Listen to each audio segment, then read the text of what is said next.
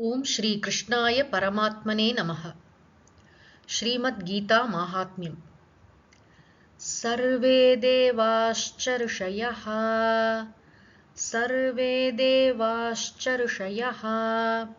योगिनः पन्नगाश्च ये गोपाला गोपिका वापि नारदोद्धवपार्षदैः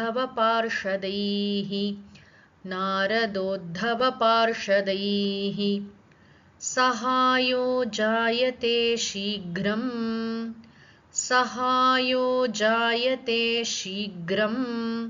यत्र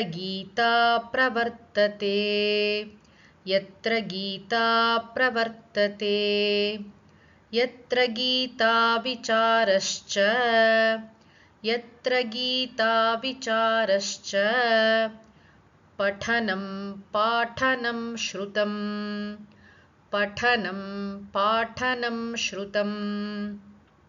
तत्राहं निश्चितं पृथ्वी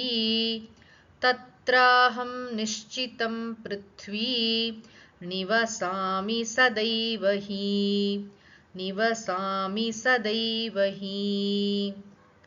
பகவான் விஷ்ணு பகவத்கீதையின் பெருமையை வாராக புராணத்தில் சொல்லிக் கொண்டிருக்கிறார். பூமாதேவிக்கு சொல்கிறார், எங்கு கீதை நடக்கிறதோ, அதாவது கீதை பாராயணம், கீதைக்கு பொருள் அறிந்து கொள்ளுதல், கீதையை தியானித்தல், கீதையை விசாரம் செய்தல், இது போன்று கீதை சம்பந்தமான நிகழ்ச்சிகள் எங்கு நடக்கின்றனவோ அங்கு யாரெல்லாம் இருக்காங்க? சர்வே தேவாகா, எல்லா தேவர்களும் அந்த இடத்துல இருக்காங்களாம். நம்ம சென்ற பகுதியில பார்த்தோம், கீதை என்ற நூல் இருக்கிற இடம் எல்லா தீர்த்தங்களும் இருக்கக்கூடிய இடம்னு. தீர்த்தம் மட்டுமல்ல, அனைத்து தேவர்களும், ரிஷிகளும், யோகிகளும், பன்னகாகான்னு சொன்னா நாகர்கள், இது போன்று தேவர்கள்ல பல்வேறு வகையான பெரியவர்கள்லாம் இருக்காங்க இல்லையா, அவர்கள். அது மட்டுமில்ல, கோபாலர்கள், கோபிகைகள், நாரத உத்தவ பார்ஷதைகி, விஷ்ணு பார்ஷதர்கள், யாரெல்லாம் பகவான் கூடவே இருப்பார்களோ அந்த பாகவதர்கள்னு சொல்றோம் இல்லையா, இறை அடியார்கள், பக்தர்கள், அவர்கள் எல்லோரும் அந்த இடத்துல சாநித்தியத்துடன் வீற்றிருப்பார்கள். இதெல்லாம் எப்படி நம்புறது அப்படின்னு கேட்கலாம். பொதுவாக தேவர்கள் நம்முடைய கண்களுக்கு தென்பட மாட்டார்கள், தென்படாமல் இருக்கத்தான் அவர்கள் விரும்புவார்கள். பரோக்ஷ பிரியாகா என்று வேதமே சொல்கிறது.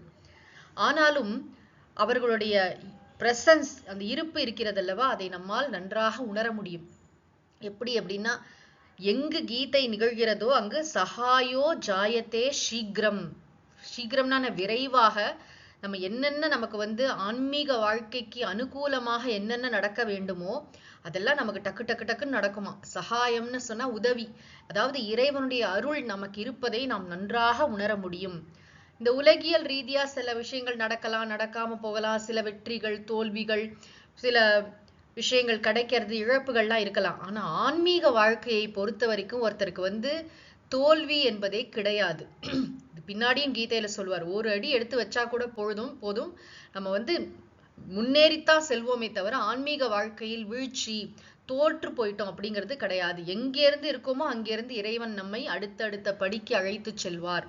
சகாயோ ஜாயத்தே சீக்கிரம், அதாவது இந்த கீதை என்ற ஒரு சாஸ்திரத்தை நாம் சரணாகதி செய்து கீதாச்சாரியனுடைய ஆகிய பகவானிடம் நம்முடைய உடல், மனம், பொருள், ஆவி எல்லாவற்றையும், வாழ்க்கை எல்லாவற்றையும் அர்ப்பணித்து, பகவானே நீ சொல்கின்றபடிதான் என்னுடைய வாழ்க்கையை நடத்தப் போகிறேன் அப்படின்னு ஒரு சரணாகதியோட நம்ம கீதையை பற்றி கொள்ளும் போது, கீதை என்பது நமக்கு ஒரு நூல் அல்ல, ஒரு உயிரோட்டமுள்ள ஒரு சாஸ்திரம். இறைவனே நம்மோடு நின்று பேசுற மாதிரி, அர்ஜுனனை நிமித்தமாக வைத்து நம் அனைவருக்கும் உபதேசிக்கப்பட்டது கீதை. கீதை என்ன சொல்லி தருகிறதுனா, உண்மையிலே நம்ம யாரு என்பதை கற்றுத் தருகிறது. இந்த உலகத்துல நம்ம எப்படி வாழணும், அந்த இறைத்தன்மையை எப்படி வெளிப்படுத்தணும் அப்படிங்கிறத தான் ரொம்ப அழகாக கீதை கற்றுத்தருகிறது. அந்த சிங்க்ல இருக்கணும், கீதையோட சிங்க்ல இருக்கும்பொழுது நமக்கு பார்த்தா எல்லா இடத்துலையும் இந்த பெரிய பெரிய மகான்கள், ரிஷிகள், அவர்களுடைய சாநித்தியம் இருந்தா எப்படி இருக்குமோ அது நம்ம வீடுகள்லயே இருக்கும். நம்ம கீதையை முறையாக படிக்க தொடங்கினோம் என்றால் ஒரு நாளைக்கு 10 நிமிஷம், அரை மணி நேரம் நாம் கீதைக்காக நேரம் கொடுத்தால் நம்முடைய வாழ்க்கை மாறும். இத்தனை பெரியவர்களுடைய அனுகிரகம் நமக்கு கிடைக்கும். அது மட்டுமல்ல, எங்கு கீதை விசாரம் நடக்கிறதோ, எத்திர கீதா விசாரஹச்ச பட்டனம், பட்டனம்னு சொன்னா படிக்கிறது, பாட்டனம்னு சொன்னா கற்றுத்தருதல், கற்றல் கற்பித்தல், ஸ்ருதம் கேட்கப்படுறது, இதெல்லாம் எங்கு நடக்கிறதோ அங்கு பகவான் சொல்கிறார், ஹே பிருத்வி, பிருத்வின்னு பூமாதேவி அழைக்கிறார். ஓ பூமி தேவியே, தத்ர அகம் நிச்சிதம் நிவசாமி, சதா ஏவ நிவசாமி, அந்த இடத்துல நான் நிச்சயமாக இருக்கிறேன், எப்பொழுதும் நான் இருக்கிறேன். எங்கு கீதை இருக்கிறதோ அங்கு பகவான் இருக்கிறார். இது கடைசி ஸ்லோகம் வரைக்கும் நம்ம பார்க்கலாம். அதாவது பகவான் கீதையிலிருந்து பிரிக்க முடியாது, பகவானையும் கீதையையும். சொல்லுவாங்க இல்லையா, வேதங்கள் அப்படின்னு சொன்னா வேதங்கள் இறைவனுடைய மூச்சு காற்று. அது மாதிரி இந்த கீதை என்பது பகவானுடைய ஹிருதயம், பகவானுடைய மூச்சு காற்று. சோ கீதை எங்கு நிகழ்கிறதோ அங்கு பகவானுடைய சாநித்தியம் இருக்கிறது, பகவான் அங்கு இருக்கிறார். அதனால் நமக்கு தேவையான அனைத்து விதமான உதவிகளும் நமக்கு கிடைக்கும். நம்முடைய ஆன்மீக முன்னேற்றத்திற்கு, உண்மையான மன அமைதிக்கு, நம் உண்மையிலே எதற்காக பிறந்தோமோ அந்த பிறவி பயனை அடைவதற்கு எல்லா விதமான அனுகூலமான விஷயங்களும் இந்த கீதா சாஸ்திரத்திடம் நாம் சரணாகதி செய்தால் நமக்கு கிடைக்கும். இந்த விஷயங்கள்லாம் நம்ம ஏன் தெரிஞ்சுக்கிறோம்னா, நமக்கு அப்பதான் அதோட வேல்யூ தெரியணும். சும்மா ஒரு கீதை படிக்கிறோம் அப்படின்ற ஒரு கேஷுவல் இது கிடையாது.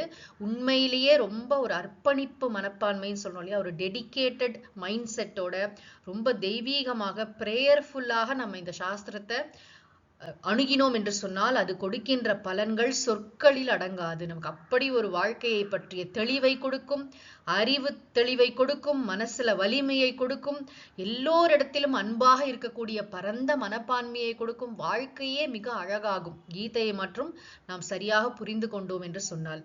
தொடர்ந்து அடுத்த பகுதியில் காண்போம். ஓம் சாந்தி சாந்தி சாந்தி. ஹரி ஓம் தத் சத். ஸ்ரீ கிருஷ்ணார்ப்பணமஸ்து.